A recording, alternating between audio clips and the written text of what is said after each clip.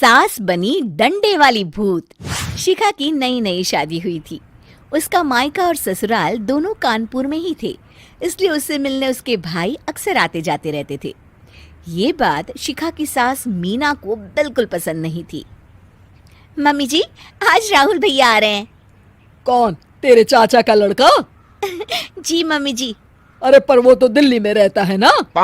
हाँ मम्मी जी, उन्हें कल सुबह दिल्ली के लिए निकलना है, तो वो आज मुझसे मिलते हुए कल सुबह यहीं से निकल जाएंगे। हमने तो धर्मशाला खोल रखी है ना। कुछ कहा क्या मम्मी जी? मैंने कहा हाँ हाँ, आने दे तेरे भैया को, जमकर खातिरदारी करेंगे।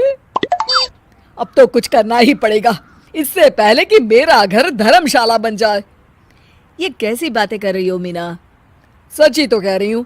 अभी इसकी शादी को साल भर भी नहीं हुआ और आए दिन इसके घर वाले आ धमकते हैं। अरे तो क्या हुआ, वो इसी शहर में रहते हैं तो हाल चाल लेने आ जाते हैं।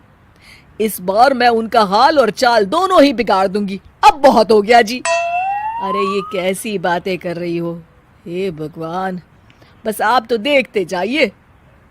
शाम को राहुल आता है। नमस्ते आंटी, कैसे हैं आप लोग?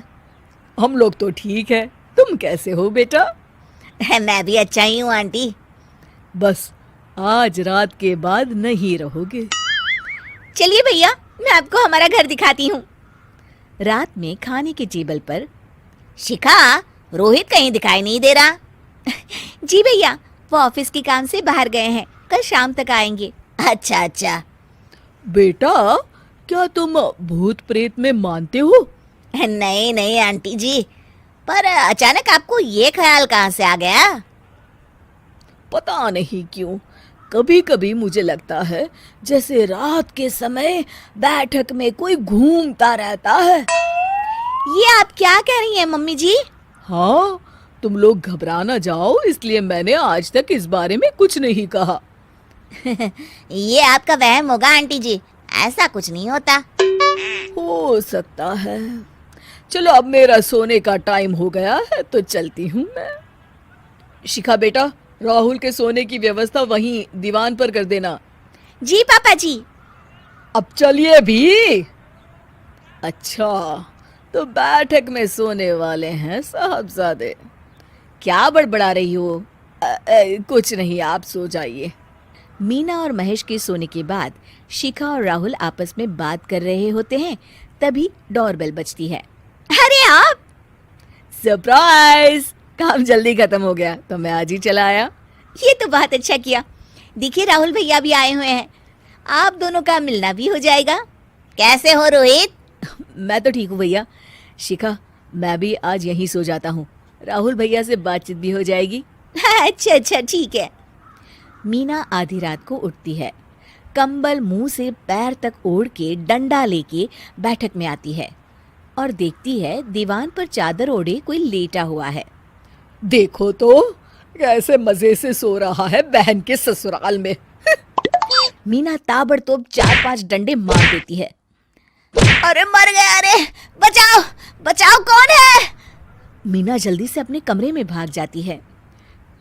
हे भगवान, ये मैंने क्या किया? ये रोहित कहाँ से आ गया? लगता है ये नालायक राहुल मेहमानों वाले कमरे में सो गया होगा। आज तो इसकी खैर नहीं। उधर बैठक में, अरे क्या हुआ रोहित? मैं बाथरूम में था, तुम्हारे चिल्लाने की आवाज सुनी।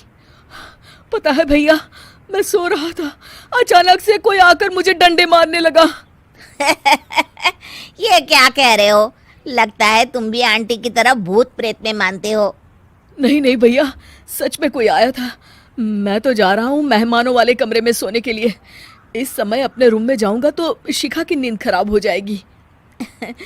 ठीक है भाई, जाओ तुम, जहाँ तुम्हारा भूत डंडा लेके ना आ सके। थोड़ी देर बाद मीना कंबल ओढ़ के डंडा लेकर मेहमानों वाले कमरे में पहुंच जाती है। वो बिस्तर पर से रोहित को फिर डंडों से मारने लगती है। अरे मर गया, अरे मर गया। तू भूत प्रेत में नहीं मानता ना? ये ले, अब डंडे खा। हैं? ये तो माँ की आवाज है। रोहित कंबल खींच देता है। बेटा तू, अरे ये क्या कर रही हो माँ? मार मार के मेरा भरता बना दिया आपने।